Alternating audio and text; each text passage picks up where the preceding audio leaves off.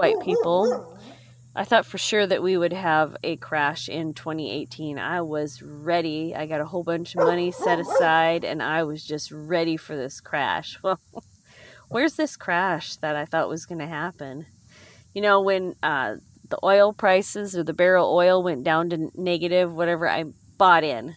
I was like, this is a perfect time. This is what happened back in, God, what year was that? I think that was around 2001.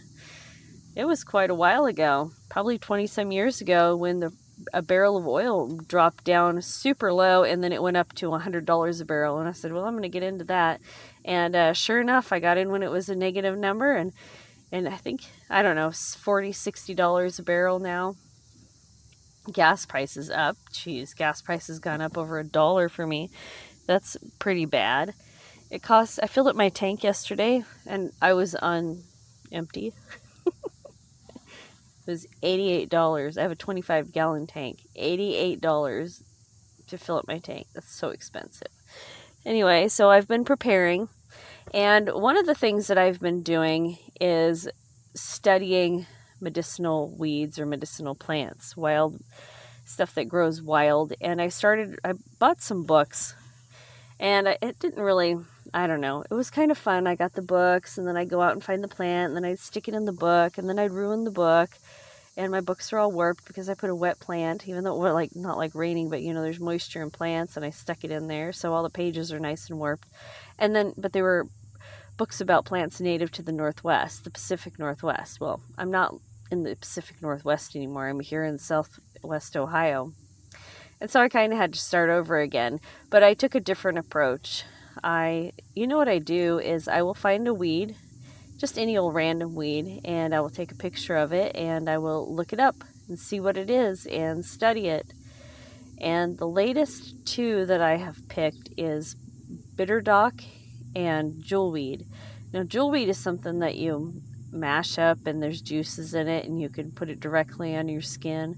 But I'm going to try it in soap and salve and see how it does. Make an infused oil instead of a tincture. Just see how it goes. And I'm going through all this and I'm learning about all these medicinal herbs and how to heal myself. And I made some salve that has dandelion and plantain, broadleaf plantain, not like plantain the banana, violet, honeysuckle, purple dead nettle, just all these spring weeds. And people are telling me that it's, these are supposed to be medicinal weeds, and they truly are. People are telling me they put it on their cuts and it helps to heal their cuts. I'm sold. You just don't know if anything you read is true or not, but you do your best, and you don't know if you can replicate it. And it's always a success when you can. That's pretty exciting. But as I'm going through all this and I'm teaching myself all about all these medicinal herbs and making all this crap so that if anything happens, I'll have my bases covered. And it makes me think about people who are hypochondriacs. It's people who are wearing their security diapers on their faces that are the biggest hypochondriacs, but we've been conditioned to be hypochondriacs. And let me, quantify that a little bit more. Every time you have a headache, do you check in the cupboard to see if you have some Tylenol? Do you run to the store to get some Tylenol?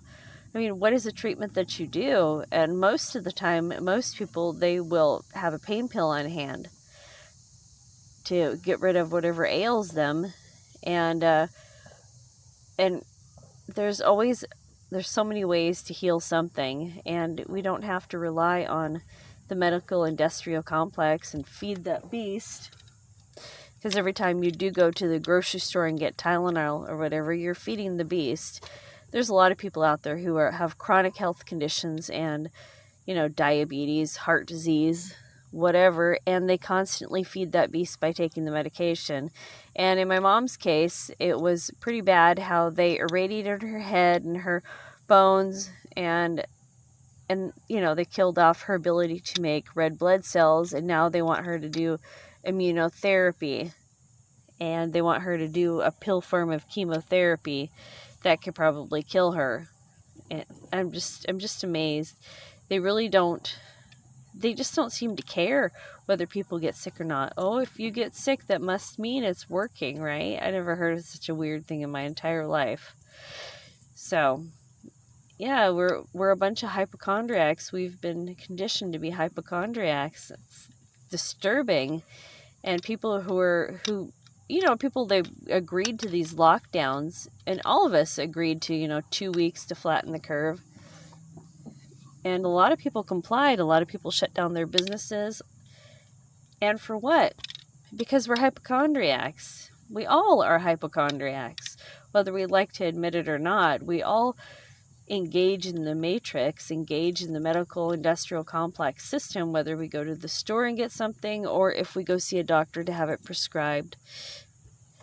And so what are we going to do to not be hypochondriacs? Well, we have to break away from this matrix. And then what are we going to do about these people who like their security diapers on their faces? Well, you just got to shame them wherever you go. All right, white people, that's the damage for now. Thank you so much for listening. I look forward to your thoughts below.